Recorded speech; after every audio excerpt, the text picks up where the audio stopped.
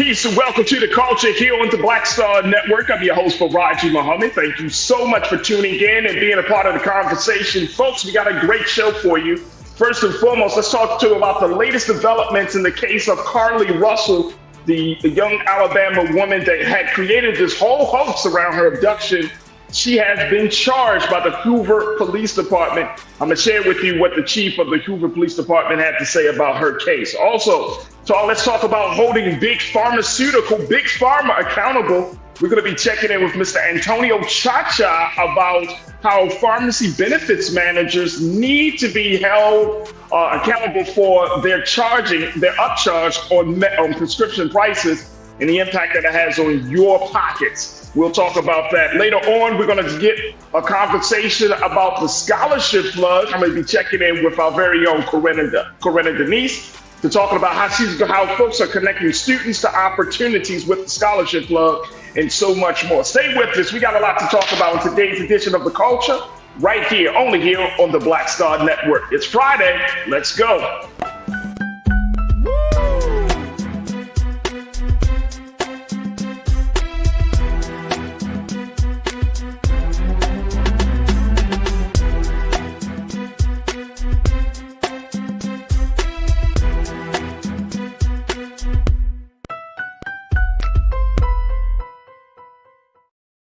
All right, folks, welcome to the culture here on the Black Star Network. I'm your host, Farajii. Thank you so much for tuning in and being a part of the conversation. Folks, it is officially Friday.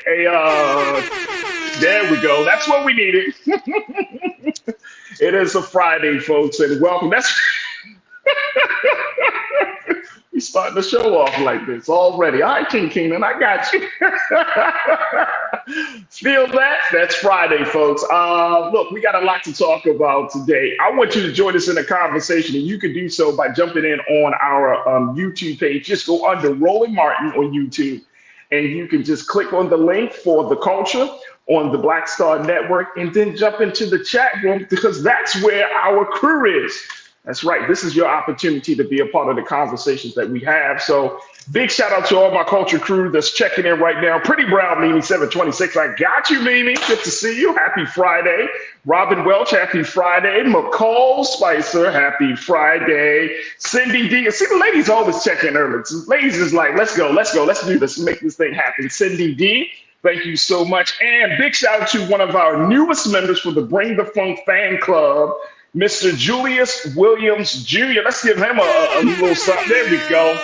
He shows his support for Black Star Network, for the culture, and Brother Roland Martin and all of the programmers that we have here. So Julius, thank you so much, sir, for your support, and welcome to the culture. And I hope, Julius, we get to hear from you as we have these conversations. Folks, I want you to do the same. Again, we are streaming right now on YouTube. Just go under Roland Martin's name. You can be a part of the conversation. Jump in the chat as one of our culture crew members for the day. But that's not the only place you can find us. You can check us out on blackstarnetwork.com, blackstarnetwork.com, and you can also find us at Amazon News if you have a Roku TV, where you're streaming live there 24 hours a day, 7 days a week. I was going to add an extra days. I was going to be like 24 hours, 24 days a week, 7 hours a day. No. 24 hours a day, 7 days a week. And we are also streaming on Facebook as well. So there are many ways for you to tune in and be a part of the conversation. Okay, folks, it is Friday, so let's jump right into the conversation. First and foremost, we got to keep up to date on this case. I think this is going to be the last major development to the case of Carlee Russell, you know, the young Black woman who from Alabama, who created that whole hoax that she was kidnapped and abducted and saw a baby on the side of the road. Well, folks, it is official that the Hoover Police Department has decided to move forward in charging the woman with a number of charges, Class A misdemeanors, folks, just Class A misdemeanors, but she has been charged. And this is coming from the chief of police of Hoover Police Department, Chief Nick Durzis, who's been the face of this whole investigation from the start. This is what Chief Durzis said in a quote about this latest development here. Take a look at this, folks. He said that her decisions, looking at the second part of this, her decisions that night created panic and alarm for the citizens of our city and even across the nation as the concern grew that a kidnapper was on the loose using a small child as bait. So she, like I mentioned, folks, she has been charged with Class A misdemeanors, and she has caused panic. And according to the report, she pretty much submitted to all of this. She didn't, give up a fight or anything like that, but she definitely has been charged. And of course, we know that she made up the whole story about her being abducted, seeing a child on the side of the road. It was just crazy. Now, since she has been charged with Class A misdemeanors, that each carry up to, she's been charged with false reporting to law enforcement authorities and falsely reporting an incident, both Class A misdemeanors that each carry up to a year in jail and a $6,000 fine if she is convicted. So she turned herself in today and was released from jail after posting bond, according to the police chief. Each charge will carry a $1,000 bond on this situation. So the police said they still don't have any idea where she was during those 49 hours she was missing, while multiple law enforcement agencies launched a massive search for her. According to the chief, he said, quote, "I know many are shocked and appalled that Ms. Russell is only being charged with 2 misdemeanors. I too shared the same frustration." But he said that current law only allows her to be charged with misdemeanors. And he said he would contact state legislators and urge them to amend the law to add stiffer consequences when somebody falsely reports kidnapping or other violent crimes. Wow. So y'all want to know how big this situation is? It may actually change the law, folks. Whew. Woo. Give me your take on this, crew. Let me know your thoughts on this. I know many of you were saying that she should be held accountable. That's happening. Now it looks like this case may be become a new precedent, a new standard for kidnapping in the state of Alabama. And I want to get your take on this. Is this something that any of us foresee, if he's going to lobby for state legislators to take this case to the next level and prosecute people even stiffer penalties if they pull another stunt like this? I would love to get your take on this, folks. So join me in the chat very quickly. You can post your thoughts on our YouTube chat as we're streaming live right there, again, under Roland Martin's YouTube page, and would love to hear this. But stiffer penalties, she's become the standard. This is not what we wanted for Black women. I'm going to say that, folks. This is not what we wanted for Black women. Even when we all kind of said, okay, the story seems sketchy, she should be held accountable. A lot of people were worried about her. I get it. But now, when you have the police chief talking about lobbying state legislators to create stiffer penalties and laws against those who are falsely reporting, not mad. I don't think it's crazy that the chief is going there, because there were a lot of manpower that was put behind in this investigation. And as he said, there were other agencies across the country and probably in nearby areas of other states that were looking for her. So I'm not thinking that's illogical. It's just, it's sad that it had to be the case of a Black woman who would set such a precedent. And so, I don't know. All right, crew, let me hear from you. Post your comments in our YouTube page. Okay, who we got here? Lorenzo Gonzalez. Good to hear from you, Lorenzo. Welcome to the chat. Welcome to the crew. You said she's earned this, and unfortunately, they're going to make an example of her. How about that, Lorenzo? I can't dispute that, bro. I can't dispute that at all. So, Lorenzo, I think you make a great point. Thank you so much. Love to love ya. You said, don't they already not care as much when a Black person goes missing? Now what, after she pulled that hoax? Shaking my head. Absolutely. Absolutely. Pretty Brown Mimi, you said, I wonder if she would have I wonder if she would have been a white woman, would the sheriff have said the same thing? No. Did that ever happen in any cases of the Karens? Y'all know the Karens, where they, has that ever happened? And crew, tell me, I haven't heard that before. But here's the thing, again, I don't think it's completely illogical. And I don't think if I think the chief was pissed off from the very beginning. Even when they had that first press conference, I think some of us already mentioned it. The chief didn't believe it. He just presented the facts, and even the way he was presenting the facts, he's like, no, she's lying. She's lying, right? So I think you're bringing up an excellent point there, Mimi, that would this happen if she was a white woman?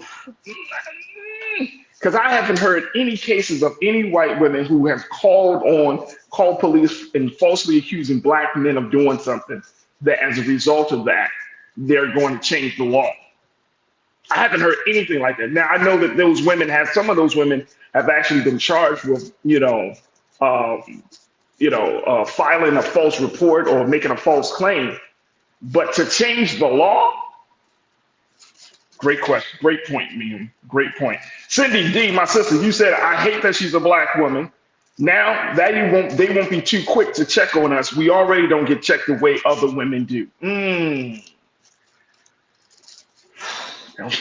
See, this is why I love y'all, crew, because y'all bringing up excellent points. I hear you. I hear you. Yes. Yes. That's the, especially in the South. You know what I'm saying? Like, damn, Cindy, you're right. I think you wanted something there, Cindy. Marcel Mack, you said if I was a worldwide web search and outcry on the internet, if it was a worldwide search and outcry on the internet, it was among black folks and black Twitter and other black spaces. Yeah, it's going to be interesting. Thank you, Marcel. Neil C checking in. A lot of good new culture crew members are checking in. Neil, you said, to be fair, we don't know if something like this has ever happened in Hoover, Alabama before, so Chief probably would have the same reaction. And that could have, like I said, it's not crazy because the Chief probably had his whole team. They probably have a very small police department down there in Hoover, Alabama. They're getting all this national attention. They probably were under scrutiny. He was probably making sure he crossed all of his T's and dotted all of his I's in this whole situation. And then, use all this manpower to try to get this black woman, and then this happens. I think you're right, Neil. I think you're right. Kimberly Bailey, you checked in and said, unfortunate, I have family close to where she claims it happened who are on edge. She needs consequences, not sure what, and counseling. Absolutely. I mean, look, she's going to be she's got these misdemeanor charges.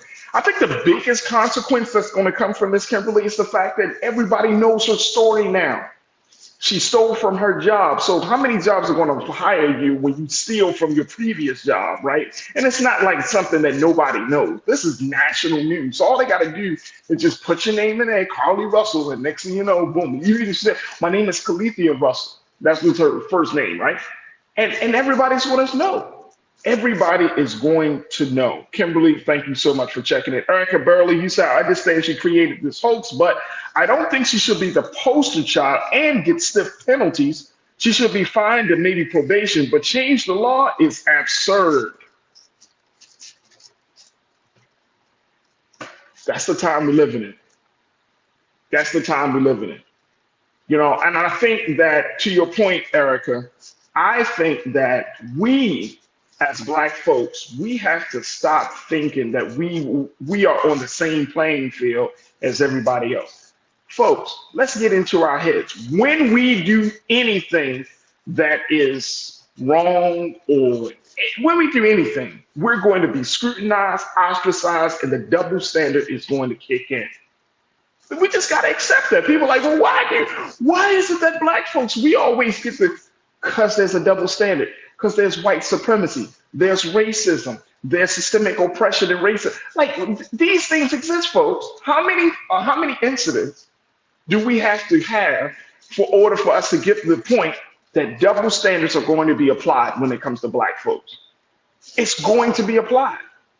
Now, once we really, I'm talking about really embrace the reality. This is not like crazy talk. This is like, if you are a black man or a black woman and you do certain things, the double standard is going to happen. You cannot compare our situation to other people's situation. You say, well, why are you so sure, Farajii? Because there is a track record of double standards being applied that we don't operate, or we are not dealt with in the same space as everyone else. We have to keep that in mind. Everybody else knows this. They're prepared for it. They recognize it. It's we who always seem confused. And why? And scratching our heads. I don't understand. It doesn't mean it's fair. It doesn't mean it's right. It just simply means it exists. And we have to deal with reality. This is the current reality of where we are in this country, the double standard. I appreciate you, Erica, for bringing that up. Let me see who else is here. Lana, you said that sheriff was racist as hell. I told y'all that the other day his energy was all off. Farajii, there has been white women cases. 2 were later charged and got community service. Lana, my sister, the double standard exists. That's all we gotta say. I get it. We can talk about 1,000 white women. We just talked about earlier this week the story of Emmett Till. Like, white women lie, unfortunately, on black men and on black women. And guess what? They get slaps on the wrist. That's not our reality. Let's stop acting as if that's our reality, folks. We just got to be more mindful, more strategic. And I'm sorry, it's hard for a hard pill for us to carry that burden, but that's the reality of things, folks. We got to work in the space of reality. I'm tired of working in the space of I wish it wasn't, or some fantasy space. We got to work in the space of reality. Oh man, oh man. All right, folks, we got to take it. It sucks. It really does. And hopefully this situation will find some resolution. More importantly, Carlee Russell gets the help that she needs. Continue to put her family in for the prayers and support. And more importantly, folks, if the police chief moves forward on this, just know a double standard exists in America for black folks more so than any other folks. And we have to work from a space of reality and not fantasy. All right, folks, we got to take a quick pause. When we come forward, let's talk about big pharmaceuticals. How big pharma has continued to be a real thorn in the side of most Americans because of high prescription prices. But really behind it, who's really behind it? Well, there's a group of people called pharmaceutical benefits managers, who are the ones that really sets the tone and the price for a lot of these prescription drugs. And today we're talking a little bit about how to hold them accountable as drug prices continue to rise in the country. Stay with us. That conversation is up next here on The Culture on the Black Star Network.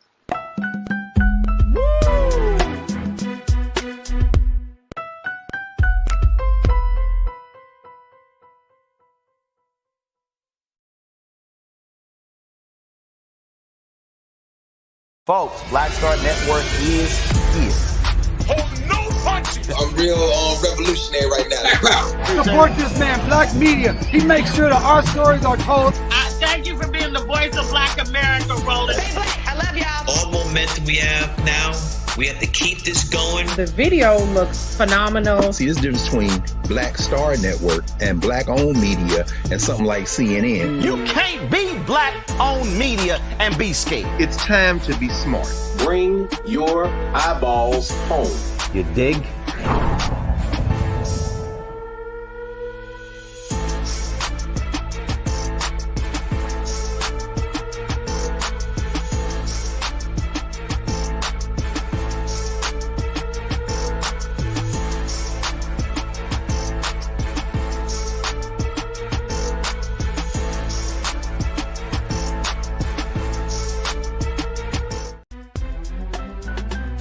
I'm Farajii Muhammad, live from LA. And this is The Culture. The Culture is a two-way conversation. You and me. We talk about the stories, politics, the good, the bad, and the downright ugly. So join our community every day at 3 p.m. Eastern and let your voice be heard. Hey, we're all in this together. So let's talk about it and see what kind of trouble we can get into. It's The Culture, weekdays at 3, only on the Black Star Network. talk about blackness and what happens in black culture, we're about covering these things that matter to us, speaking to our issues and concerns. This is a genuine people-powered movement. There's a lot of stuff that we're not getting. You get it, and you spread the word. We wish to plead our own cause. Too long have others spoken for us. We cannot tell our own story if we can't pay for it. This is about covering us. Invest in black-owned media. Your dollars matter. We don't have to keep asking them to cover our stuff. So please support us in what we do, folks. We want to hit 2,000 people, $50 this month, raise $100,000. We're behind 100,000, so we want to hit that. Y'all money makes this possible. Checks and money orders go to P.O. Box 57196, Washington, D.C. 20037-0196. The Cash App is $RM Unfiltered. PayPal is R Martin Unfiltered. Venmo is RM Unfiltered. Zelle is Roland at RolandSMartin.com.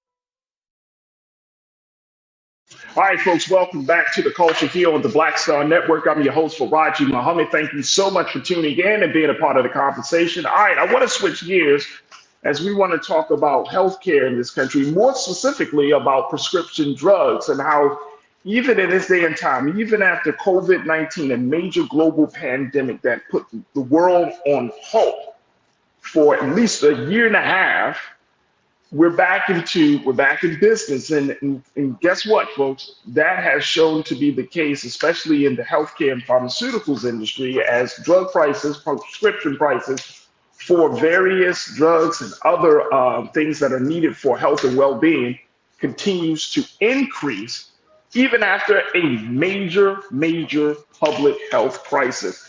Now, the question is, well, why do these things continue to happen? Well, there's a group of individuals who are called pharmaceutical benefits managers. These are people who work within the industry, and they have a real influence on the price and cost of prescription drugs. Here to talk to us a little bit about the role of PBMs, as they're known, is Mr. Antonio Chacha, who serves as the president of 3 Axis Advisors, to talk to us about this latest effort to try to hold big pharma and PBMs accountable for what we're seeing in prescription drug prices. So, Antonio, welcome to The Culture here on the Black Star Network. How are you, sir?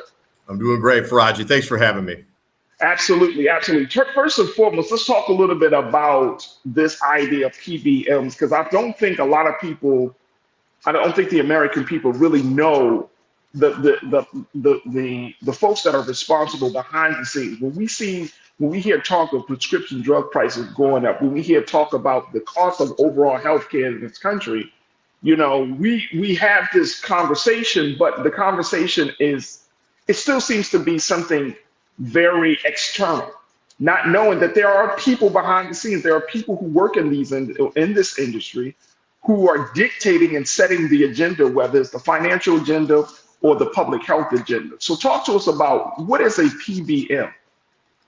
So in the old days, before anybody had medicines covered by their health insurance companies, in the old days, people would walk into their local pharmacy and they would pay out of their own wallets for those medicines.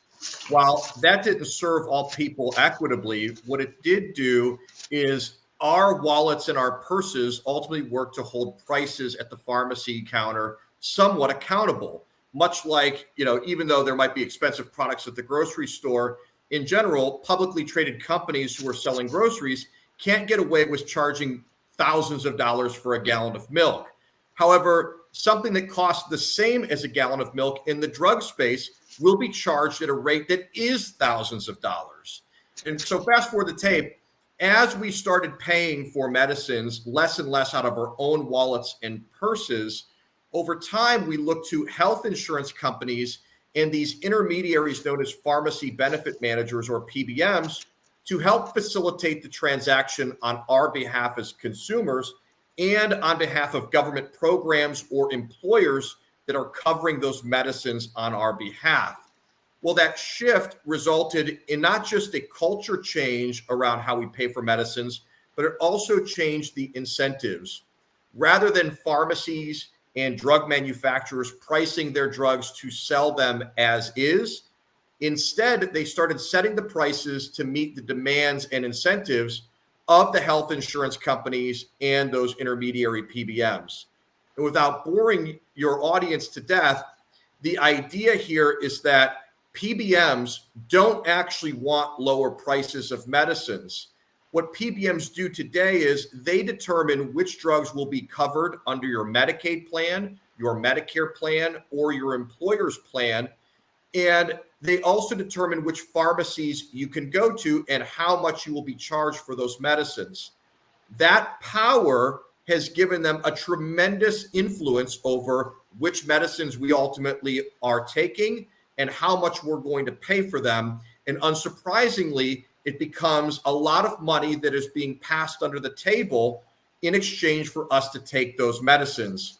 So we have a dysfunctional system where large drug manufacturers are selling those drugs to large health insurance companies and PBMs, and ultimately their needs are being met, but we are the passengers in that vehicle today. Wow. So it's a lot I want to kind of dive into. I want to take another pause, but Antonio, when we come back, I want us to kind of look at, getting more details about this, because if PBMs are the ones that are setting the prices or at least influencing, which drugs are that insurance companies should cover and all of those things, these are the real culprits of what we're seeing in America. And I want to kind of get an understanding as to why the American people just don't know about this. Why the American people feel like, we just have to kind of settle with the way policies are and have a conversation about pushing back on what we see coming from the work of PBMs. Folks, I want you to join us in the conversation. Make sure you post your comments on our YouTube chat under Roland Martin as we have this discussion. And stay tuned. A lot more as we talk about holding Big Pharma accountable here on The Culture on the Black Star Network.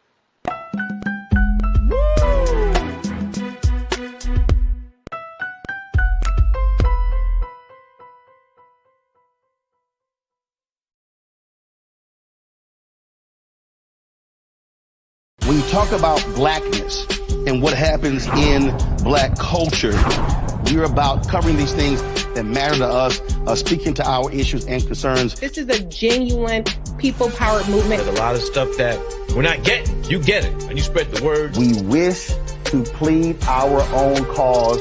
Too long have others spoken for us. We cannot tell our own story if we can't pay for it. This is about covering us. Invest in black-owned media. Your dollars matter. We don't have to keep asking them to cover our stuff. So please support us in what we do, folks. We want to hit 2,000 people, $50 this month, raise $100,000. We're behind 100,000, so we want to hit that. Y'all money makes this possible.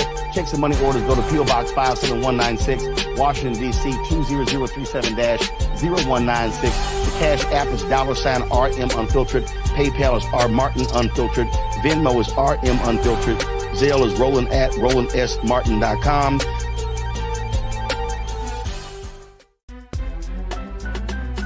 I'm Farajii Muhammad, live from LA.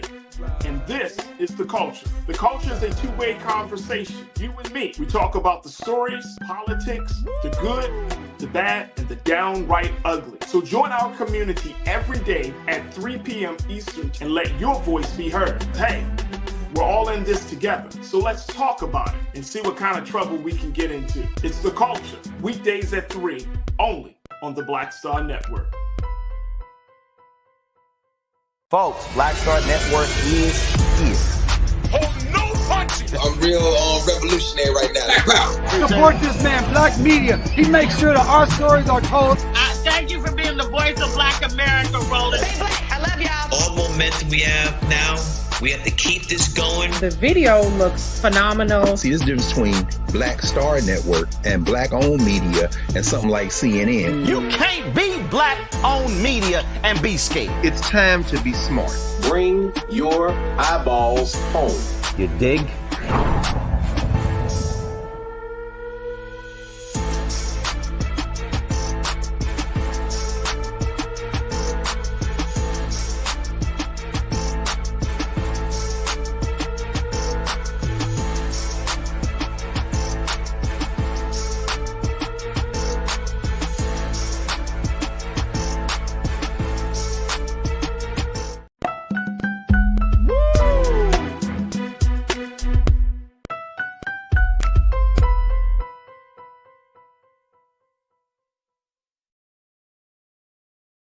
All right, folks, welcome back to The Culture here on the Black Star Network. I'm your host, Farajii Muhammad. Thank you so much for tuning in and being a part of the conversation. We have been talking to Mr. Antonio Chacha of 3 Axis, who is the founder and president of 3 Axis Advisors, as we talk about pharmacy benefit managers, individuals and companies, rather, that are responsible for what we're seeing coming out on prescription drug prices in this country. And considering the cost of prescription drugs and the cost of healthcare, there needs to be some accountability and some oversight. And so it has been some efforts to try to rein in pharmacy benefit managers to make sure that they don't fleece the American people all in the name of health and wellness. Antonio, again, I appreciate you, man, for taking time out your schedule to be with us to talk about this. I want to kind of hone in on a couple of things. Again, this might still be very abstract to some of our watchers. So when we say pharmacy benefit managers, are these companies or are these individuals? What are we saying here? So if you haven't fallen asleep at just the phrase pharmacy benefit manager, yes, they are companies. And which companies are we talking about here, Antonio? So we're talking about CVS Health, Express Scripts, and Optum Rx. Those 3 PBMs are Fortune 15 companies, and they are the largest PBMs by market share. They make about 85% of all pharmacy claims transactions today. Whoa, 3 companies make up 85% of the pharmacy claim transactions? That is correct. PBMs were hired years ago to control prescription drug costs on behalf of Americans, but they actually got to the point where they grew larger than the drug manufacturers and pharmacy companies that they were hired to control. By no means are they the sole villain in the prescription drug supply chain, but understand if the PBM is hired to make drug prices low, well, then looking at the receipts, they have failed miserably. And it begs the question as to why. Back in the 1980s, the federal government signed federal anti-kickback laws that disallowed and prohibited kickbacks from occurring in marketplaces because it distorted prices and it muted the impact of traditional forms of competition. It was basically harmful to consumers. But in the 90s, drug manufacturers, PBMs, and insurance companies got an exemption to that statute that allowed for pay to play to reign supreme in the drug channel. What that allowed for is drug makers to raise their prices with no accountability whatsoever, and enabled them to give kickbacks to PBMs in exchange for covering and preferring the medicines that the drug makers made. So rather than working as friction or as a counterbalance, PBMs actually became in on the take. That's when the system started to spiral out of control. So what type of accountability measures are currently in place to kind of to address this, Antonio? I mean, in terms of laws and other policies. Historically speaking, PBMs are still relatively new in terms of legal accountability. Look, most people couldn't spell PBM 5 years ago, but today they are the centerpiece of a lot of the federal discussions around drug pricing reform. Every major committee of jurisdiction in the U.S. Senate and in the House of Representatives now is performing their proverbial colonoscopy of the industry and trying to see ways to better align the marketplace so that PBMs can return to their original intent as the firefighters of drug pricing rather than the arsonists. Outside of congressional measures, states across the country have been investigating, suing, and passing laws in ways that try to ensure that the discounts that are negotiated by PBMs ultimately are passed through to patients so that they benefit rather than the money going to corporate profits. The last thing I'll mention are federal attempts at the Federal Trade Commission, which is undergoing an investigation of PBM practices, ultimately so it could better inform policy and possibly result in enforcement. The Federal Trade Commission has allowed a lot of mergers and acquisitions over the years across the prescription drug supply chain, but definitely in the PBM space. And the new administration at the FTC is starting to have a little bit of Monday morning quarterbacking of what previous installments of the FTC has yielded.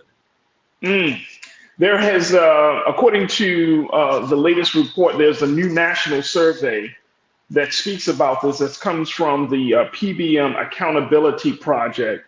And in that national survey, it shares that there is a overwhelming number of Americans who are looking to support policies that help regulate these health insurance, what they call health insurance middlemen, these PBMs, and requiring them to provide more value and help and lower drug costs. We do know that individuals such as Senator Bernie Sanders and Bill Cassidy have been trying to do some oversight on this. But even how far has that effort gone from those two senators, and even among the Republicans, the GOP?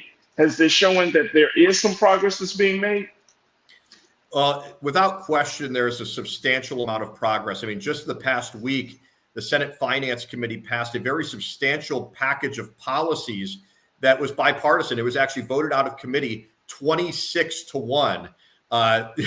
We always joke, yeah, there's no such thing as bipartisanship. Well, yeah, we see a lot of bipartisanship, but usually it's in fragments. Very rarely do you see almost complete alignment across party lines. And that's what we're seeing in these more substantive packages that are targeted at PBMs. Look, it's important to understand that drug manufacturers want to charge as much as they can get away with. They sell drugs to wholesalers. They want to charge as much as they could get away with. And they sell drugs to pharmacies. They want to charge as much as they could get away with.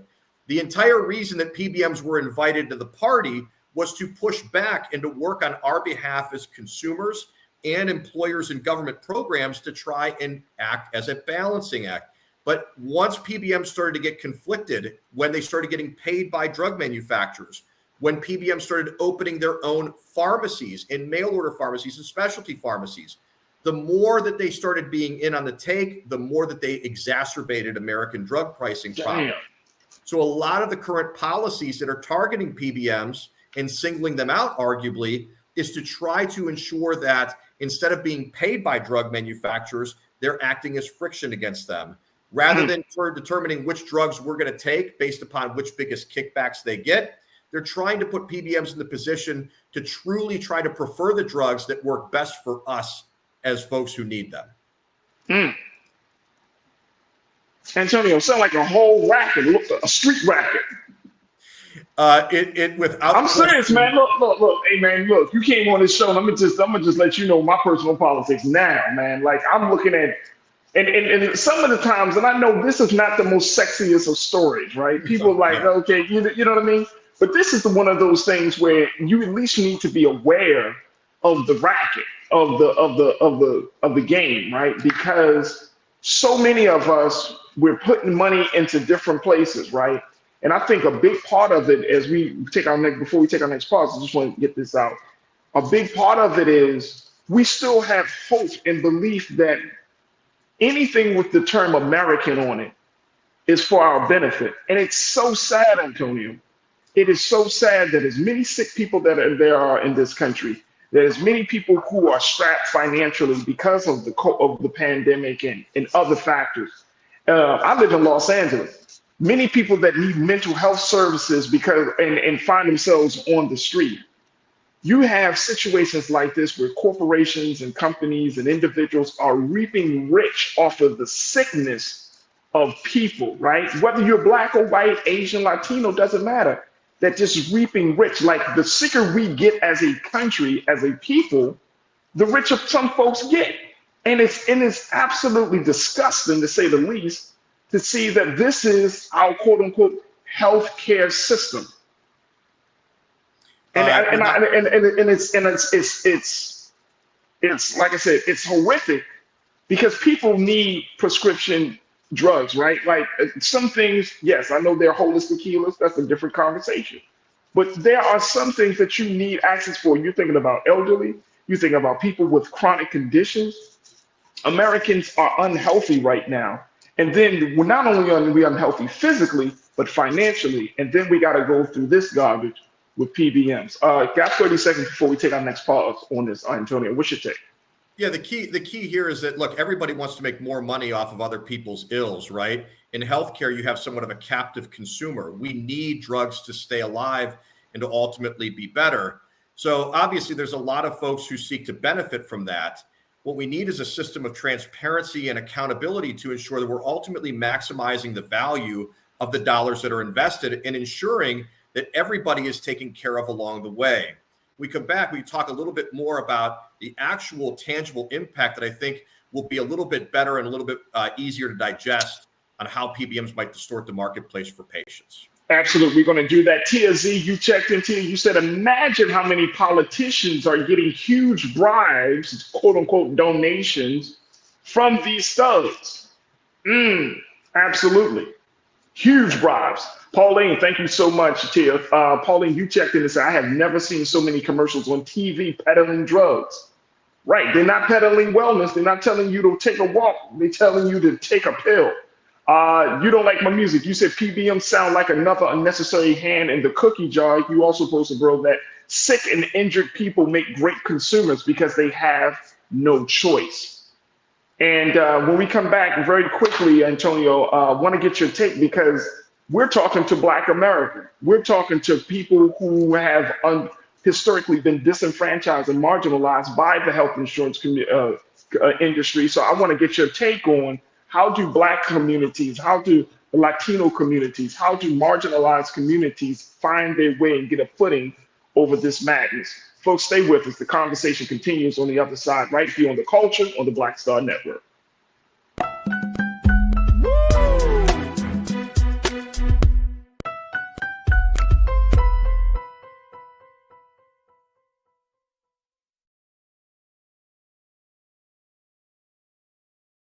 Black Star Network is here. Oh, no punch! I'm real revolutionary right now. Thank you for being the voice of Black America. All momentum we have now, we have to keep this going. The video looks phenomenal. See, there's a difference between Black Star Network and Black-owned media and something like CNN. You can't be Black-owned media and be scared. It's time to be smart. Bring your eyeballs home. You dig?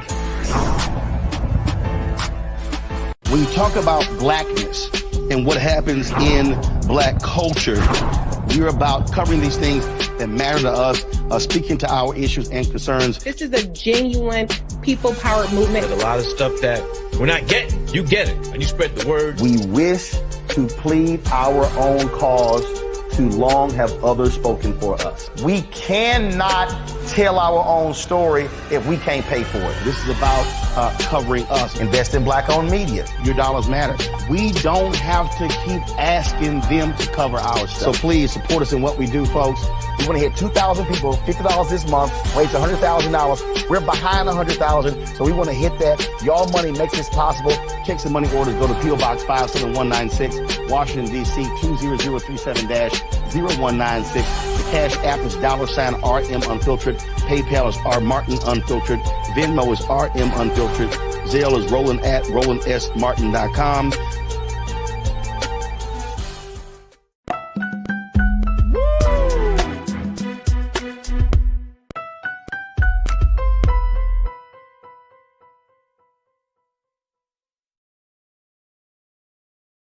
All right, folks, welcome back to the show. We've been talking to Antonio Chacha of three, making sure I'm saying this, Antonio, 3 Axis Advisors. There we go. As we're talking about the prescription drug prices and more importantly, specifically about pharmacy benefit managers, individuals and companies rather, that are responsible for dictating the financial agenda, setting the prices for prescription drugs in this country. And Antonio Chacha, Antonio, you've been here to just let us know how the game works. And it is, I said it, it's a racket. It is a street racket after all. And the sad part about it is on the backs of sick Americans who really need that support. Very quickly, we're talking to Black folks all across this country, Antonio, but what's your take on that? For those who have, for those communities that have been marginalized and victimized by the healthcare industry, how do we find some sense of power to get back at this situation? I want to give you 2 specific examples that I think that your audience would be very, very interested in terms of how these things actually result in real harm, especially to disenfranchised communities. You have popular medicines like insulin, right? and there are three main manufacturers of insulin in the marketplace. So, well, certainly there could be more competition. For the sake of this discussion, there is competition. And what we know about competition is that traditionally, when aligned properly, competition should increase quality and lower prices. Now, obviously, that doesn't always happen, but in the insulin space, it really demonstrates how disconnected the problem can become. Drug manufacturers will typically charge hundreds of dollars for a single vial of insulin, but thanks to the laws and exemptions that I mentioned earlier, these exemptions to the federal anti-kickback statute, drug manufacturers get shaken down by PBMs for big money in exchange for preferring one insulin brand over another. So while drug manufacturers are charging hundreds of dollars, they're actually only netting about $30, $40 on every vial of insulin. One could argue that's still too much, but we're talking about hundreds of dollars of gap between the list price and how much the drug makers take in. The question then is, where is the rest of the money? What happens is when PBMs receive this compensation from drug manufacturers, they have the ability to choose what to charge patients when they actually go get that insulin at the pharmacy counter. So often we see insulin patients having to pay hundreds of dollars at the pharmacy counter, while the discounts that are harvested on that transaction are flowed to the PBM and the health insurance company and not shared with the patient at the point of sale. So this disconnect between list prices and real prices ultimately results in harm, especially to those patients that have underinsurance or poor insurance, which many people that are in underserved communities ultimately have. So they disproportionately pay the full freight of the list price while everyone else is getting the benefit of the kickbacks. The other problem in the PBM marketplace is that a lot of PBMs are operating in Medicaid programs. Obviously, those who are the poorest and the most underserved in every state across the country rely on Medicaid for their benefits and access to medicines. In my home state of Ohio, we helped state officials uncover $245 million that PBMs were taking out of the Medicaid program. What they were doing is they were underpaying pharmacies that were serving Medicaid beneficiaries and then overcharging the state and pocketing the difference. The real impact of that scheme resulted in pharmacies that were serving underserved areas to be disproportionately harmed. So we saw pharmacies across the state of Ohio closing, but they weren't closing in wealthy, affluent areas. They were closing in the most underserved parts of the state of Ohio. This is how these schemes and the ways that middlemen can make money underneath the table can result in real harm to patients who are already having to pick up a disproportionate share of the burden of our healthcare system. Dang. Antonio, dang. It's crazy. This is crazy. Folks are checking in on this, Antonio. We got a couple of moments left with you, and I appreciate you for putting this out there. So it sounds like for Black Americans, you're talking about Latino Americans. It sounds like for those communities, there needs to be some organized action around this. Is that what I'm hearing correctly? Yeah, without question. And look, pharmacy is not the only space where underserved communities can be disenfranchised, right? We know that state budgets across the country, the easy thing to do is cut access to Medicaid benefits. That isn't just true in pharmacy, it's true in all segments of healthcare. Ultimately, for those who rely on those benefits, they need to ensure that there's a degree of normalization of access from commercial availability of healthcare and also Medicaid. In the Medicaid context, when PBMs are able to take advantage of Medicaid programs, that results in precious resources being taken from the programs that are meant to serve the most disenfranchised. So from an activism perspective, I would counsel folks to ensure that there are healthy degrees of transparency and accountability into how those dollars are being invested to ensure that there isn't disproportionate harm to those underserved constituencies. Yeah. Or if there's going to be a system of kickbacks, and I would argue there should not be a system of kickbacks, if there is going to be one, patients need to ensure that they are the recipients of the dollars that are being leveraged using those patients, right? The PBM has no power without the power we have granted them as individuals under their benefits programs. So we need to demand that those discounts ultimately are shared rather than being pocketed and sent to Wall Street. Absolutely. We got about 30 seconds left on this, Antonio. What's the best place that folks can learn more information, get more resources about this? I do want to advise that folks, you can check out more if you want to learn more about this system through the PBM Accountability Project at pbmaccountability.org, pbmaccountability.org. This is the place, this is the nonprofit organization that's trying to hold big pharma and PBMs accountable for this. They're the one that put out the national survey about where Americans stand on this issue. So again, PBM, which stands for Pharmacy Benefit Managers, pbmaccountability.org. Any other resource that you like to offer, Antonio? Yeah, I have my own nonprofit organization called 46 Brooklyn Research, where if you want to become a drug pricing nerd, I do not recommend it, but in case you want to learn this stuff, we try to give all this information away for free. We don't make you sign up or give your info or anything like that. We try to give data away and understanding away, because what I've learned in my time in this space is that with mystery comes margin. The more complex the drug transaction is, the more opportunity there is for everybody, not just PBMs, to take advantage of us as consumers. I believe that through simplifying the drug transaction, we all stand to better reshape the marketplace in a way that's more friendly to consumers and the employers and government programs paying for those benefits.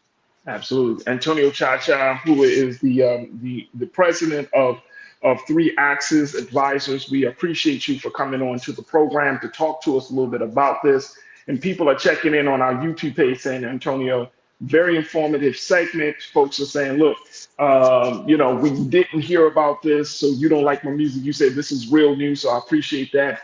But this is the conversation that we need to have, that we should be having, especially when it comes to healthcare and prescription prices. So again, thank you so much for your time, Antonio. We truly appreciate it.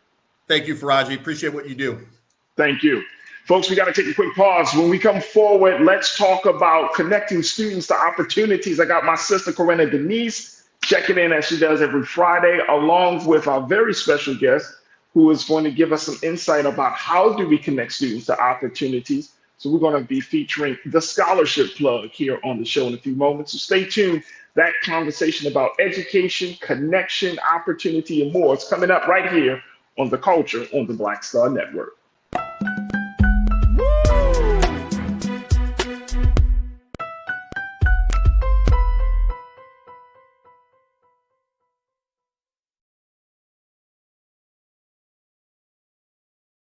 Folks, Black Star Network is here.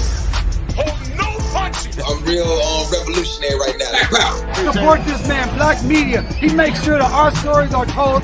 Thank you for being the voice of Black America, Roland. Stay black. I love y'all. All momentum we have now, we have to keep this going. The video looks phenomenal. See, there's a difference between Black Star Network and black-owned media and something like CNN. You can't be black-owned media and be scared. It's time to be smart.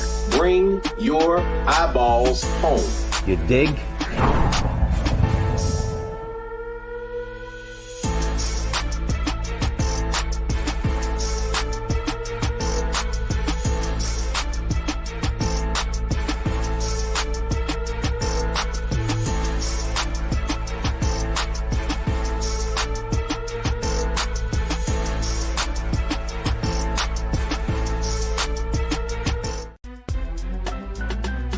I'm Farajii Muhammad, live from LA.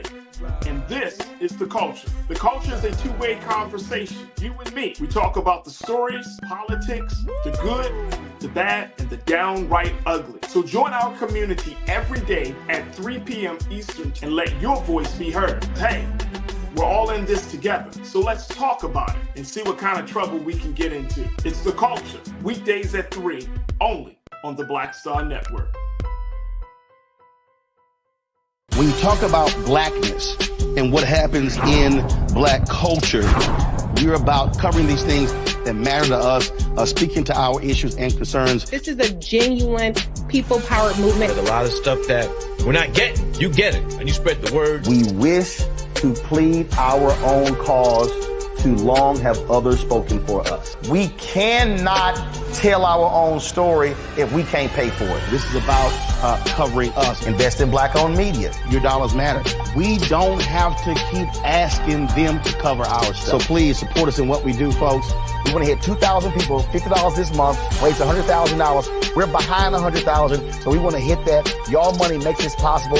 Checks and money orders go to P.O. Box 57196, Washington, D.C. 20037-0196. The Cash App is $RM Unfiltered. PayPal is R Martin Unfiltered.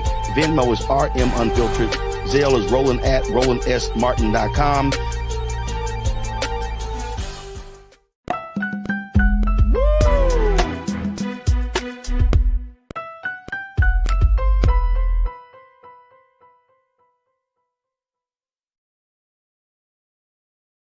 All right, folks, welcome back to The Culture here on the Black Star Network. I'm your host, Farajii Muhammad. Thank you so much for tuning in and being a part of the conversation. Dynamic first hour.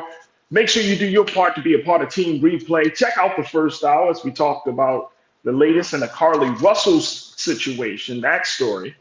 And also, we just had a very informative conversation with Antonio Chacha of 3 Axis Advisors to talk about prescription drug prices and pharmacy benefits managers and the whole racket that we call our healthcare system. So much to cover, but make sure you definitely check us out on Black Star Network for the replay. Also, we are tuning live. We are streaming live on Amazon News 24 hours a day, 7 days a week. And of course, you can see us also on the replay on our Facebook page and on Roland Martin's YouTube page. Just go to YouTube and search under Roland Martin and click on the link for that, and you can see all of our current shows, past shows as well. Also, just letting you know, folks, that we have been streaming the National Urban Leagues Conference about the state of Black America, and there are so many other streams that we have going on. So again, if you haven't had a chance to check us out at blackstarnetwork.com, blackstarnetwork.com, there's a lot of great streams that are happening there. So a lot of Black excellence is happening. All right, folks, let's talk about education, connecting students to opportunities. This is the topic for our next segment as we have the conversation with Culture Crew member Corinna Denise. And she has a very special guest to talk to us about what does that mean? How do we get students to a place where they feel supported and with the resources that they need? So Corinna, welcome to the show again. It's always a pleasure to connect with you. How are you this afternoon? Peace, Farajii. Happy Friday. Happy Friday. Happy Friday. All right, Corinna. All right. So I see you got this dynamic sister joining us as well. Look at Yes. So Talk to him. This is Ms. Shedley Cassius-Parther, the Chief Architect, Visionary Officer of the Scholarship Plug. So I'm so excited that she's here joining us today. As you guys know, I have mentioned Scholarship Plug previously, and now today you get to hear from the curator herself. Come on, there we go right there. Shedley, thank you so much for joining us here on The Culture. Welcome to the Black Star Network. How are you this afternoon? I'm wonderful. Thank you for having me. Oh my gosh. Shout out to all the Black Star Network audience and the Culture audience. Thank you for having me. I love it. I'm feeling the passion. It's Friday, so I'm all good with the love and passion over here. That's what's up. Awesome. Shedley, let's talk a little bit first about the work that you're doing. You founded the Scholarship Plug. What exactly is that? What kind of service do you provide here? Well, we've created a safe space where we are. I'm here actually right now in our computer lab where students have a safe place to come ask questions about college, ask questions about scholarships, win scholarships. So I am a school counselor. I did 13 years plus in education at a public high school. I am a product of the ratios that are like 1 to 1,500.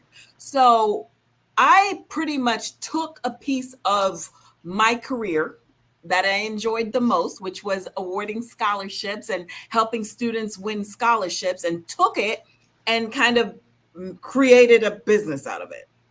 So now, fast forward today, and as a matter of fact, I left out a piece.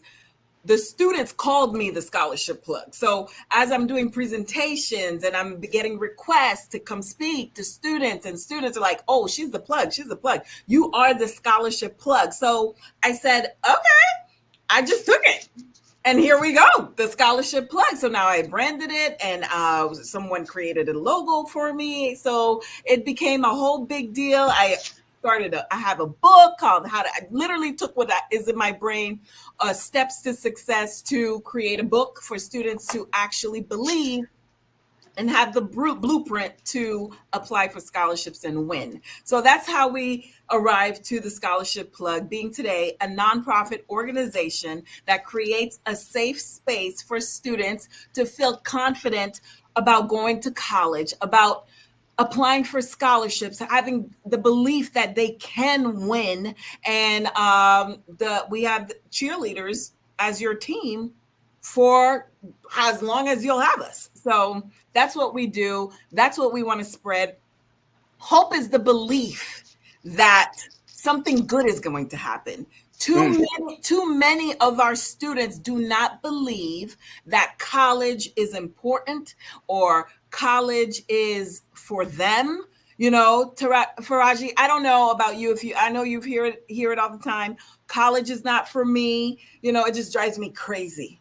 There's over 3,000. I'm not even quoting that properly. There's like 5,000 colleges across the country and abroad. There's one for you. Whether you go to technical school, where you go learn a trade, even if you want to learn business and it's a course, like there's a fit for everyone, you know? So that's where we are today. We're on a mission to bring back the hope to continue your education, because there are statistical data. There is data that actually proves that, you know, those that do not continue, and I'm not saying that percentage of students that, you know, make it and don't, you know, make millions after not continuing their education. I'm talking about the majority, okay? That do not continue their education. They are, there's a higher chance of you getting paid less, not voting, being I can't even say the word. You're more prone to relying on government funding, okay? So there's a lot of things that affect the community. They say why? It's because it impacts everyone. Let's continue to encourage, motivate our students to continue. Farajii, I go to a classroom now, and it used to be where I go, how many of you want to go to college? Everybody puts their hands up. Now it's like maybe a third. It's getting better, but maybe a third. And I understand why, right? It's about, you know, the student loans, financial burdens, barriers, everything is going on. Some are even suffering from pandemic related issues. Okay? Right. There's so much going on that college or continuing your education is no longer the priority. So the Scholarship Plug wants to kind of shift it back by educating you on how to be financially free while going to college. Okay. I'm gonna stop you right there, Shelly, because I think that what you're bringing to the conversation is so important, and I think that it speaks volumes about where we are. Corinna and I always have these conversations about the state of education, and we're finding that education is as much as Black history is being attacked, really education is being devalued. And I think there is an educational revolution that's on the horizon right now, Shetley, because Black students, Black parents, when we look at the curriculum that's being taught in today's school in 2023, it does not fit the evolving culture of students that are coming from all of these different spaces, whether you're talking about single family homes, mixed family homes, same-sex family homes. The values of our culture has changed. So education seems to become more and more antiquated. So I want to get your take on that. Of course, I want to get Corinna's take. We got to take a quick pause, but when we come forward, let's talk about those things and trying to connect students to scholarship opportunities. Folks, look, I want you to join us in the conversation, checking in with the scholarship plug, Shetley Cassius. I'm checking in with Corinna Denise, our culture crew member, who is a college advisor. And I want to hear from you. Join us in the conversation. Post your thoughts on our YouTube page under Roland Martin. And let's talk about how we can connect our students, the young people in our lives and our communities, to help them to see that college is a very real situation. It can happen and so much more. Stay with us. That discussion continues on the other side, right here in The Culture on the Black Star Network.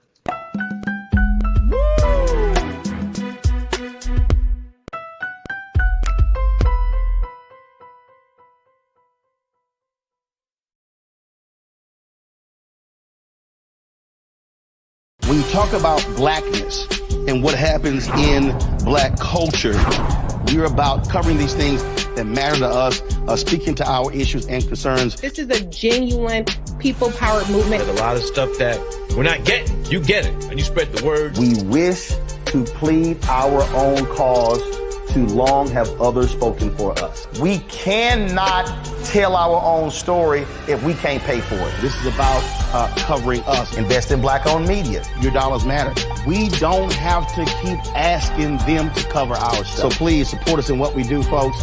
We want to hit 2,000 people, $50 this month, raise $100,000. We're behind 100,000, so we want to hit that. Your money makes this possible. Check some money orders. Go to P.O. Box 57196, Washington, D.C. 20037-0196. The Cash App is $RM Unfiltered. PayPal is R Martin Unfiltered. Venmo is RM Unfiltered. Zelle is Roland at RolandSMartin.com.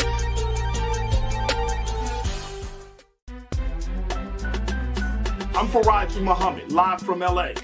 And this is The Culture. The Culture is a two-way conversation. You and me. We talk about the stories, politics, the good, the bad, and the downright ugly. So join our community every day at 3 p.m. Eastern and let your voice be heard. Hey, we're all in this together. So let's talk about it and see what kind of trouble we can get into. It's The Culture. Weekdays at 3, only on the Black Star Network. Folks, Black Star Network is here. Oh, no punches! I'm real revolutionary right now. Support this man, Black Media. He makes sure that our stories are told. Thank you for being the voice of Black America, Roland. I love y'all. All momentum we have now, we have to keep this going. The video looks phenomenal. See, this difference between Black Star Network and black-owned media and something like CNN. You can't be black-owned media and be scared. It's time to be smart. Bring your eyeballs home. You dig?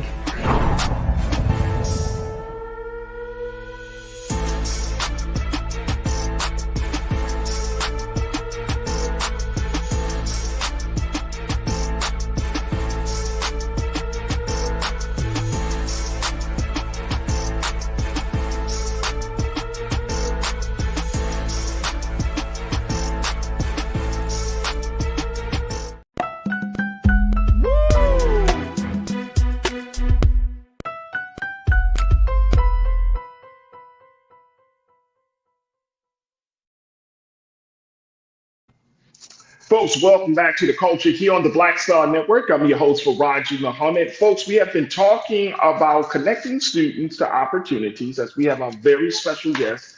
The scholarship plug is joining us right now, Ms. Shetley Cassius, to give us some insight about how we can make sure that Black students, that young people that are in our homes and our communities, see that that going to college is very possible, the possibility of going to college. We're also joined by my sister, Corinna Denise, our online culture crew member, and who is also a college advisor for this big conversation. So Corinna and Shetley, you know, my thinking is, when we're looking at what's happening within the educational space, our education is currently under attack. And I want to kind of get, Corinna, I want to get your take on this, then Shetley. You know, when we see this, how do we convince students, especially Black students, how do we convince them that, look, even though our, education is under attack, our history is not being taught, you still need to put an effort in, you still need to invest in higher education, you still need to go to college. because in the long run, it's going to work to your benefit. Because of course, as young people, we just see the here and now. We just see the present moment. Yeah. But the next generation, they're super smart. They know what's going on.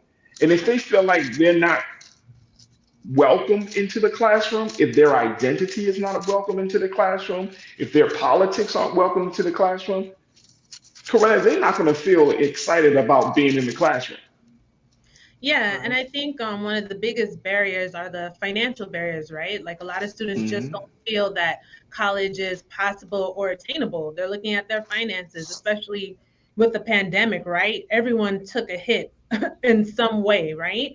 So that's really a struggle for students. Is this actually going to be a reality, something that I can afford? You know, they definitely don't want to, take out loans or drown into student debt. But I think too, Farajii, to your point, we have to start literally just throwing these opportunities to the students, right? Getting the information out there. A lot of it is just point blank. They don't know. They're not aware that these opportunities are available to them. So much scholarship money goes unused simply because students don't know about these opportunities to be applying for them. So I think, we need to get in front of that, right? And present these opportunities. Now we have social media, easy access, a click of a button, right? Students are online, they're looking at things, right? That's how the scholarship plug actually gained a lot of its popularity, right? Social media, students are finding us by the hashtag. But, and then you start to see a trend who are actually winning these awards and not having to take out loans and their college dreams become a reality. We also have to promote that to show that this is possible for you too. And yeah, I could only imagine right now, especially being in the classroom, especially here in Florida where we are, there is a lot of discouragement. How is that going to look now where they're changing all this curriculum? How does that tie into that piece of actually going through what's already a very, stressful process can be applying to college? So how do we still get, kids excited about that and for them to see the reality? But, as college counselors, to Shelly's point earlier, yes, it's hard to hear or hard to see not a lot of hands go up when you ask who's going to college, right? And I think a lot of kids probably do want to go, but they don't see it as, is this a reality for me? So it's our responsibility, those of us who have this knowledge, to be sharing it with the community, to let students know, like, it's possible for you. And one of the mottos here at the Scholarship Plug is get paid to go to college, right? Come on. I wish somebody said that to me when I was going to college. There's so much money. So loans are going to be offered to you, but you don't have to accept the loans. If you get that extra $1,000, even $500, right? That could be for some books. Sometimes you just need that plane ticket, that train ticket to get home. It's not all about that, the tuition per se. You're going to have other needs. You're going to need to buy things to furnish your dorm, right? And then you just have some extra money in your pocket. And a lot of these awards, Farajii, made payable directly to the student. They're not even sending it to the schools anymore because they don't want a student's financial aid package to be decreased or lessened because they're receiving other gifts. So a lot of these organizations will award these scholarships directly to the student. You deposit it, cash it, and you spend it accordingly. But yeah, I think it's just about getting this information out to our communities, letting students know that this is possible for you. And not just any post-secondary education, I really do think is necessary, even if it's not college, even if it's technical school, learning a trade. There's a career for everyone. But yeah, we got to get our kids excited about education again, especially in spite of what we see was happening, not only in Florida, but across this country with all the changing and rewriting of history and curriculums. Absolutely. Certainly, I want to get your take on this because as we're talking about connecting students to these college opportunities, we know, of course, from the latest decision from the Supreme Court that, this whole conversation about admissions and affirmative action and student loans, if these conversations are like the gray clouds over the future of college students, college education, especially for Black children. How are you navigating the space for that through all of these legal and policy changes? How does that affect the work that you're doing, and how does that affect the next generation from being in colleges? Well, you know what? That's a very good question. And I'm actually proud to respond to that, because although, yes, it may take kind of a surface-based toll, but to tell you the truth, a lot of the enrollment indicators, enrollment platforms, application platforms that are connected to the universities, they're not complying to that. They are committed. I'm not speaking for all of them, but those that I have, that we are utilizing to help our students to matriculate to the college that they want to apply or that they want to continue to, they're not on that. They say they send out emails and notifications and are on social media saying, look, despite the recent Supreme Court order, we are committed to the diversity of our students. We are committed. Please don't get it twisted. What they represent does not represent us. We are about equality. So it's about educating our students to let them know that there's always going to be people like that. There's always going to be that hedge of what am I trying to say? There's always going to be people like that. There's always going to be negative people that are going to try to block you to where you want to be.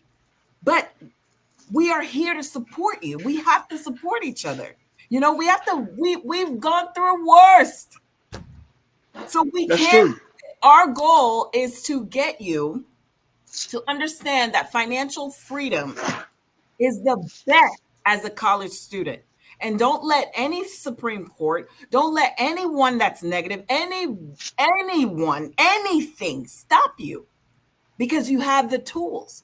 Especially, and I see in the chat here, I don't know if we go to, if you were going to address it. Yeah, I definitely want to bring up some of the comments. Yes, ma'am.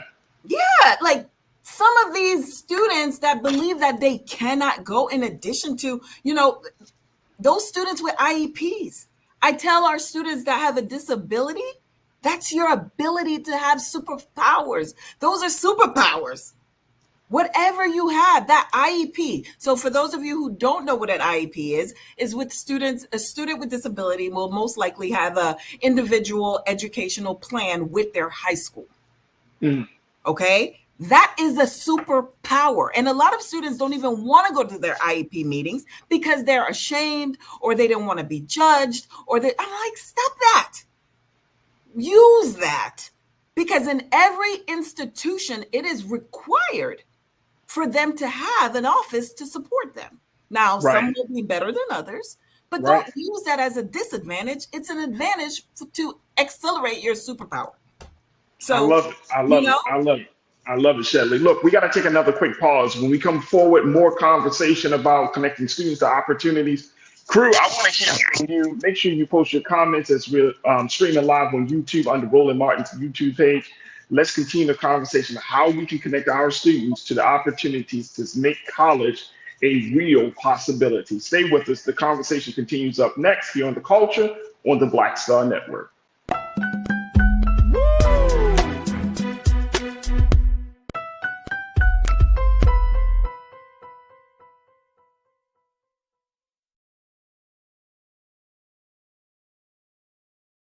Hi, I'm Dr. Jackie Hood Martin, and I have a question for you. Ever feel as if your life is teetering and the weight and pressure of the world is consistently on your shoulders? Well, let me tell you, living a balanced life isn't easy. Join me each Tuesday on Black Star Network for A Balanced Life with Dr. Jackie. We'll laugh together, cry together, pull ourselves together, and cheer each other on. So join me for new shows each Tuesday on Black Star Network, A Balanced Life with Dr. Jackie.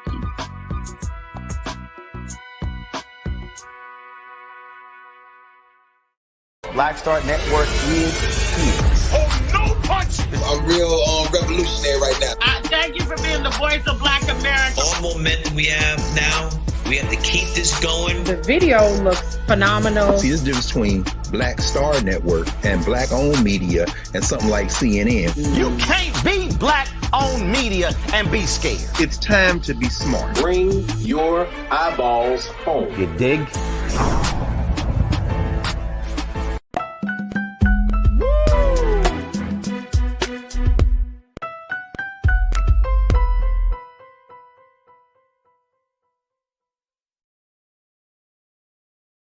All right, folks, welcome back to the show. Welcome to the show. Welcome to the culture here on the Black Star Network. We've been talking about scholarships. We've been talking about making sure that our students, the next generation of young people in your household, around the community, understand that they can go to college and it's very, very possible to not just go, but to have a fulfilling experience there. I've been checking in with my sisters, Corinna and Denise, who is a college advisor and one of our great culture crew members. And also we're joined by Ms. Shetley Cassis, who serves as the founder of the Scholarship Plug, where they're providing opportunities and resources for the next generation to matriculate into colleges. And folks, this is a very, very necessary conversation, and many of you are checking in to share your thoughts on this. Janae, thank you so much for hearing from you. You said this is timely.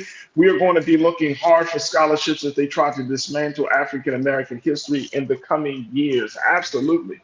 Absolutely. There are still opportunities, folks. And here's the big thing that I want us to glean from this discussion. Just because there's an attack on our history in some states doesn't mean that our students, that our young people that are a part of our families should not go to college. Right. We all understand, folks, that this curriculum talk, this banned book talk, okay, that's one thing. But we put ourselves in a more major disservice, and Corinna and Shetley, I know both of you sisters can agree with me. If we're not even having a conversation about making college a possibility, if we're not having a conversation where we're saying, you know what, in spite of all of that, we're going to still produce students of excellence to come out of these major colleges and universities. So, you know, I hope folks don't feel Corinna, I hope folks don't feel like that, you know, they need to kind of give up. Oh, it's not going to make a difference. You know, our students are not going to be taught those things. That's only happening in the state of Florida. There's still many, many states in this country where our history is being taught, where they want us in those colleges. Now, regardless of why they want us, this is the other thing, Shetley and Corinna, and I want to bring you both back into the frame on this. This is the other thing. People say, well, they want to meet a quota. So what? Does that take away from the fact that we need to go to college? Exactly. Not at all. So what? You know what I mean? Like, I don't understand the pushback, like we're just pawns. Bro, you wake up in America, you are a pawn. I'm sorry. I mean, like, I don't want to sound like dismissive, but I just do, like, okay, like anytime we go into a store, anytime when you're participating in this system, you are a quote unquote, for lack of a better word, you are a pawn, you're a part of the system.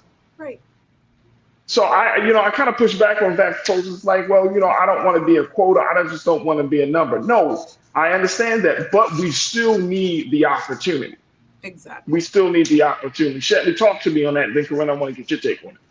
And I really want to inspire or talk to, speaking of opportunities, it's all about the conversation in the household.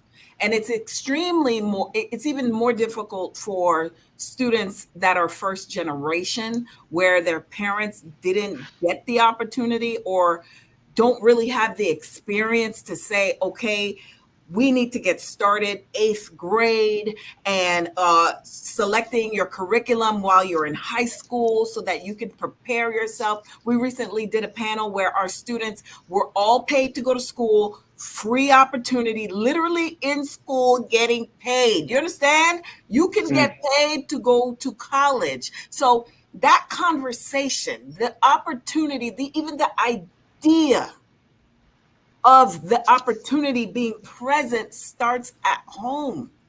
Okay, so it's the. So let me ask you that, and let me ask you that real quick, Shetley. Like when we have those my son is 10 years old, and I already know that I told him, his mother told him, you're going to college. There's no ifs, ands, and buts about it. We're in Los Angeles, so you know he wants to be a filmmaker. So I said, son, you know, you're going to USC. Or Stanford.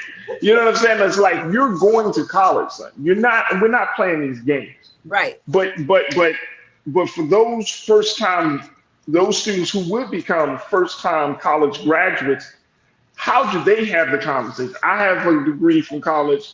My son's mom has a degree from college. So how do the first time college graduate have that conversation with their parents who may not understand the value of being in that space? Right. Well, that's where the educators come in. Right. You know, that's where the community comes in. That's where the local government comes in, where we provide events where we're sharing information, we're educating the public on the importance or on the opportunities. Scholarship and college planning starts in middle school. You're a 10-year-old, and we have to also be connected with the truth, right? Because this generation, you can't just tell them what to do. You can't just say you're going to college. I mean, I do. I tell my kids you're going to college, but it doesn't really work. I hear you. You have to kind of present the benefits and present it in a way where they're experiencing it. So my son is 13 years old. He just received a scholarship in 7th grade. Right? It's for college? Yeah, no, well, at that age, middle school, 9th, 10th, you usually either have the organization hold your scholarship for when you graduate, or they give you a check and hope that you save it. So in his case, he received a check and it's in his bank account to save for college. But he's one of those kids that are like, Mom, I don't know if I want to go to college. And I'm like, do you know who your mama is? What do you mean? You cannot not go to college? Wait a minute, hold on, Shelly. Hold on. So you took it personal. No, I took it personal, but I have to take it back and say, okay, now I'm gonna position you so that you don't, and hopefully he's probably listening too. But now I'm gonna position you to where you're exposed to be excited about college. It's no longer going to come out of my mouth because I already see where you're going with that. And that's the problem. Like, we have to be able to meet our children and our students where they are and not tell them, you know, okay, you have to do this, you have to do this, you have to do that. It's not going to work in them anymore. It's not the same. No, I hear you. These kids are not the same. So yeah, I hear you. Exposure events where, I mean, we'll have a college event and have the students that are interested to go to college show up. How is that helping those that don't want to go? You know, so we have to meet them where they will show up and say, hey, by the way, you guys want to get paid? I'll show you how to get paid while going to college. Wouldn't you like to be in school and getting paid to be there? While you're learning and you're acquiring transferable skills so that you could be a stronger employee and possibly an employer in the future. Like, that's how we have to talk to them. Do you want to start a business? Why don't you start it now? You know, like, we have to listen a little bit more, you know, to our students and what they're interested in. And another thing to Farajii that I want to mention is that there's a paralysis going on as far as continuing your education or within the students nowadays. They don't want to go to college, not only for financial reasons, but because they don't know what they want to study. Right. So that's why organizations like ours, you know, we can spend a little bit more time because in schools, they don't have the time. Oftentimes it's 1 for 1,500 of them. So they don't have the time to give the advising that they need to give. So we have to start early. Middle school is the time. We have to start early to get them exposure, to get them to have them on college campuses, you know, start saving your money. Okay, you earned this for your birthday. Okay, we need to save $5 for college. You know what I mean? And I get it. I definitely get it. Corinna, what do you say? You are not a victim. You posted college is not for every student. Some students are barely making it out of high school. LOL. I come from a city, Corinna, where the high school graduation is bigger than the college graduation in Baltimore. You know what I'm saying? Like, if you get through high school in Baltimore, you're damn near having a block party. And I remember seeing it before I left. I remember seeing a couple of high school graduation parties. I'm like, damn, man, it's only high school. High school is not the same high school from the 90s when I graduated, right? Like it's a different high school thing, right?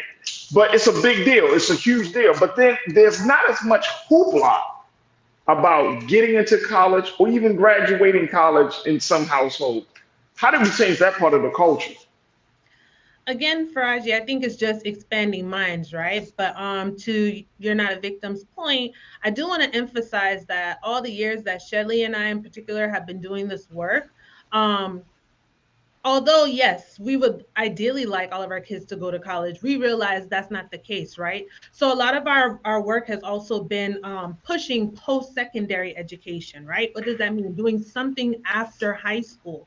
Whether you're going to a technical school and you're learning a trade, maybe you want to be an automotive mechanic, maybe you want to be, I don't know, a plumber. Like there are schools and different trades and skills where you need to go and get a certain certification, knowledge, actually be trained, as an apprentice to actually have a career in that area. So we're not just solely focused on college, although ideally we would like to see all of our kids go. And to add to that point too, Farajii, technical school, I've seen in my experience, has been a stepping stone for a lot of students to actually then in turn go to college because they saw other opportunities that would be available to them if they decided to further their education. So I think it's just that exposure, showing, to Shelly's point, the benefits. I think a lot of students probably have this narrow view of, oh, I'm just going to college to get a piece of paper, to get some skills so I can get a job. And there's so much more to it than just that, right? Yes, education is like the foundational piece, but you're meeting so many different people. You're learning life skills. You're acquiring a lot of things that you wouldn't learn unless you actually experience it, right? That's true. There's so many times where I've had conversations with students where I'm like, you know what, a few years from now, we're going to check back in and talking and be like, you know what, that's what you were talking about back then, right? Because there are just some things that you have to experience for yourself to be able to relate. But I do think it's important. Yes, college is not for everyone per se, but I do think I'm going to push back a little bit as the seasoned college counselor that I am. I think a lot of students who make that point don't necessarily have a full understanding of all the benefits of college, aside from just going to study and learn something so that they can get a better job. And I think if we expand their point of view as to how well-rounded college can make you as a person, because let's be honest, there's so many students who have acquired degrees and they're not even practicing in their field of study. But the skills they learn, right? The people that they've met, the experiences that they have, they've taken that in turn and they've been able to live fulfilling, very happy lives and be successful. So there are so many other benefits, even if it's some college, right? And I think, again, there's just this tunnel vision. So, we really want to expand that vision and bring to the forefront, to the attention of our students, parents, families, right? What these opportunities look like and how they can benefit them. And it's important too to talk to them, right? And to listen more. Like, well, tell me, what do you think college is about? What does that look like for you, right? I think it's understanding their point of view so that we can inform them accordingly and just expand them to new and different things so they can make informed decisions for themselves. We're not necessarily telling them, but here's how life could be better, right? Here are some opportunities for you. And I do think, right, if students realize or represented with the fact, it pretty much is a fact, okay, Farajii, that there is so much free money out there, that would be a very motivating factor to get them to go. So again, it's just trying to get that out in front of the community. Something Shedley said a little while ago about how in schools, it's hard to get that information out because a lot of the counselors are inundated with other responsibilities. I know, like when I was working in public schools, like I'm always proctoring exams. I would literally have a sign on my door like, I'm not available today. Come back during this time because, I have to do other responsibilities. I'm just the go-to who's available, right? So it's important to have these other organizations. And again, now we have social media to kind of help spread the word like wildfire as to what's available for our students. So I really, really strongly believe that if we can just expand minds more often, present them with the opportunities, even if they don't go right away, they will go eventually. And especially in this day and time, I'm just going to go out and say it and be honest. I don't know what you're going to do. as far as if you don't have any type of post-secondary education. You need to have something so that you can have some security and live at least a comfortable life and not be, drugged down and struggling, right? And I think we need to just start exposing students like, here are incentives. You don't have to carry this burden on your own as far as going to school and getting it paid for. And I think the more we can educate, we'll see that number increase. And hopefully retention too, we'll see higher college graduation rates, because it's one thing, we got to get them there, but then we also want to make sure that they follow through. There it is. Look, we got about 30 seconds, Shetley, and I want to give you an opportunity to put your the website out there and make sure that people can connect with you. How can folks connect with you and to learn about these opportunities? Yes, absolutely. Thank you. Please follow us on social media. There's so many ways that you can help.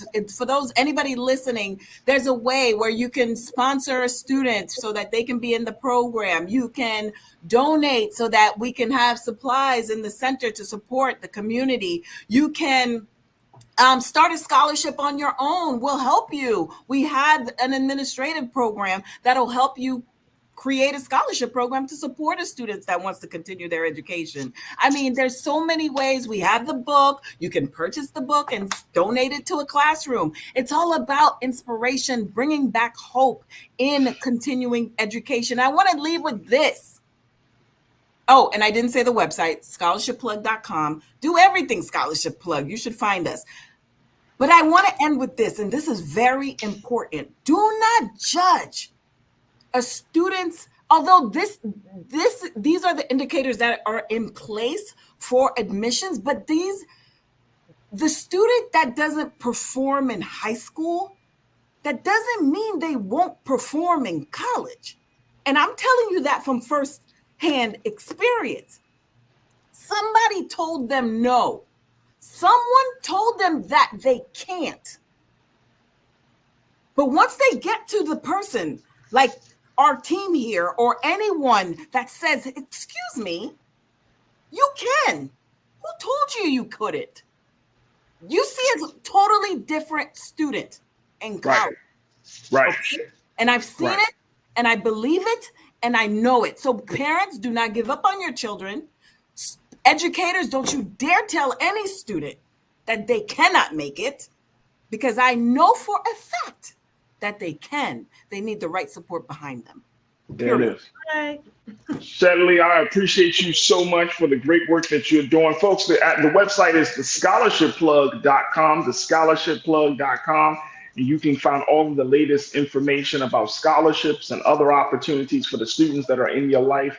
And this is a perfect opportunity, a perfect way for you to get young people to thinking about their future. So Shetley, I thank you so much for the great work that you're doing. And we would love to reconnect with you as you're doing other things and as other initiatives come up. Make sure you think about us here on The Culture, and we will certainly bring you back on. All right, folks, we got to take thank you. We got to take a quick pause. When we come back, final thoughts with me and Corinna. Stay with us. It's The Culture here on the Black Star Network.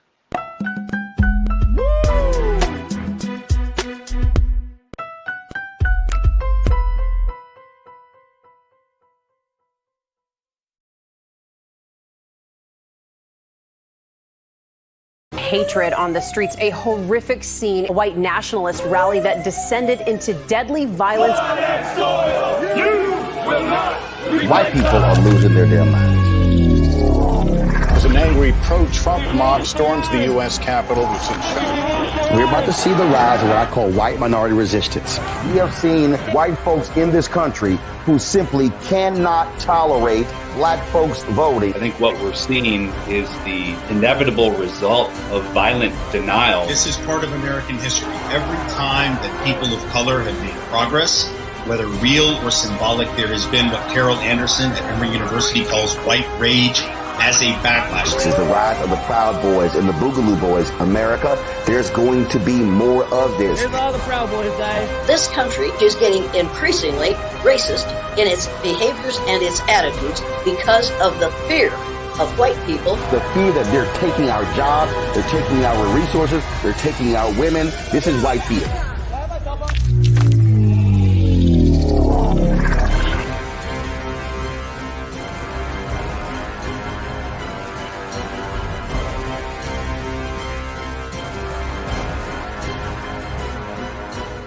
Black Star Network is here. Oh, no punch! I'm real revolutionary right now. Thank you for being the voice of Black America. All momentum we have now, we have to keep this going. The video looks phenomenal. See, there's a difference between Black Star Network and black-owned media and something like CNN. You can't be black-owned media and be scared. It's time to be smart. Bring your eyeballs home. You dig?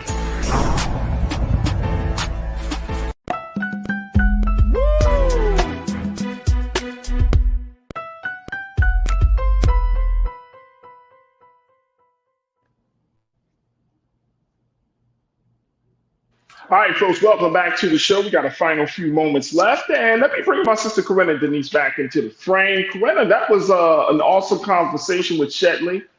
I think a lot of people will kind of been wondering, how to kind of navigate what the landscape looks like, considering all the other stuff here. So I just want to thank you for inviting Shetley to the show.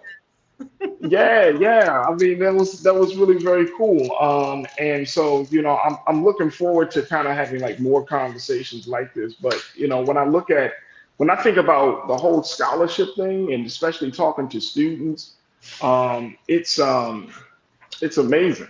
It's amazing to see that, there are so many opportunities. And I remember I couldn't bring this up in the conversation, but, I'm wondering how we make sure that we get not just parents connected, but really get students to see the benefit of this thing, man.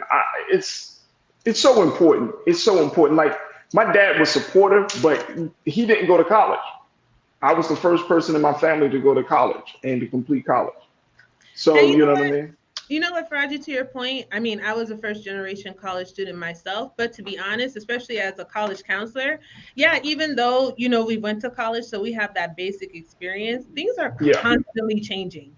So it's like continuing education for us too, right? Where we have to be on the up on ups as far as things that are changing with admissions. Like, even look at the recent ruling, right, by SCOTUS with affirmative action, like, counseling students in that matter, like, what's that going to look like then? So things are constantly changing. Yeah.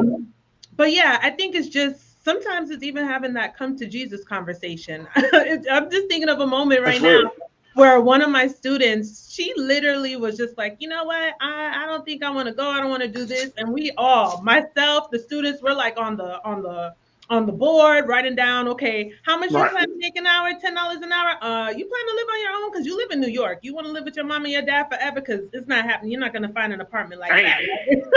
Right? And really breaking down all the bills, right? Like, wait a minute, hey, Corinna, that reminds me of the Cosby Show when he talked to Theo about life, and he talked about bologna sandwiches. Yes, he did, and he's like, you plan to have a girlfriend, and he takes care of you. One of my favorite episodes.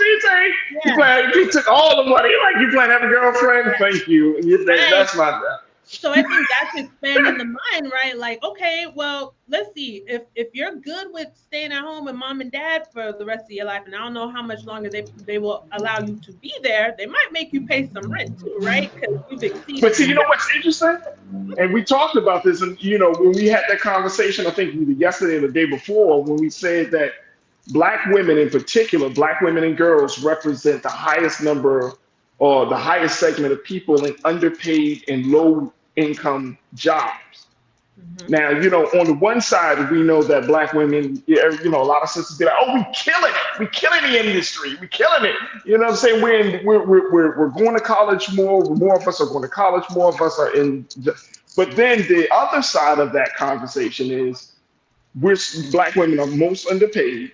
You're still in jobs that don't earn that much.